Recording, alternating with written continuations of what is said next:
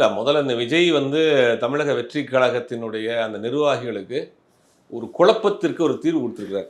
அவர் எந்த கட்சியில கூட்டணி சேர போறாரு, யார் முதலமைச்சர் வேட்பாளர், யார் துணை முதலமைச்சர் இப்படின்னு போயிட்டு இருந்த ஒரு குழப்பத்திற்கு ஒரு தெளிவான ஒரு விளக்கத்தை கொடுத்திருக்கிறாரு.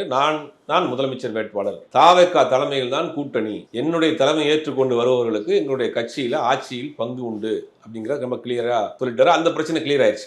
அந்த விஷயத்தை அவர் எப்ப பேச ஆரம்பிச்சிருக்கிறாரு அப்படின்னா, அதிமுக கூட்டணியினுடைய பேச்சுவார்த்தை ஆல்மோஸ்ட் அது முடிஞ்சு போச்சு. அவங்க ஆல்ரெடி பிஜேபியோட கூட்டணி வச்சு கன்ஃபார்ம் பண்ணிட்டாங்க. பிரச்சாரத்துக்கே ஒன்னா கிளம்பிட்டாங்க. நீ அடுத்து வர ஆப்ஷனே கிடையாது. திமுகவை எதிர்க்கிறோம், அதிமுக கூட்டணி முடிஞ்சு போச்சு. அப்ப வேற வழியே இல்லை, நம்ம தனிச்சு தான் போட்டிடணும், நம்மளுடைய தலைமை தான் அப்படிங்கிறத இப்பதான் அவர் பேச ஆரம்பிச்சிருக்காரு. ஆரம்பத்துல இருந்து ஆட்சி அதிகாரத்தில் பங்குன்னு சொன்னா கூட ஓப்பனா நான் தான் முதலமைச்சர் வேட்பாளர் அப்படிங்கிறத இப்பதான் அவர் கிளாரிஃபை பண்ணி அதை டிக்ளேர் பண்ணியிருக்கிறாரு. இப்ப பாத்தீங்கன்னா அடுத்து இவர் தலைமையை ஏற்றுக்கொண்டு வருவதற்கு தமிழ்நாட்டில் எந்த கட்சி இருக்கு அப்படின்னு பாக்குறப்ப அது ஒரு பெரிய கேள்விக்குறி.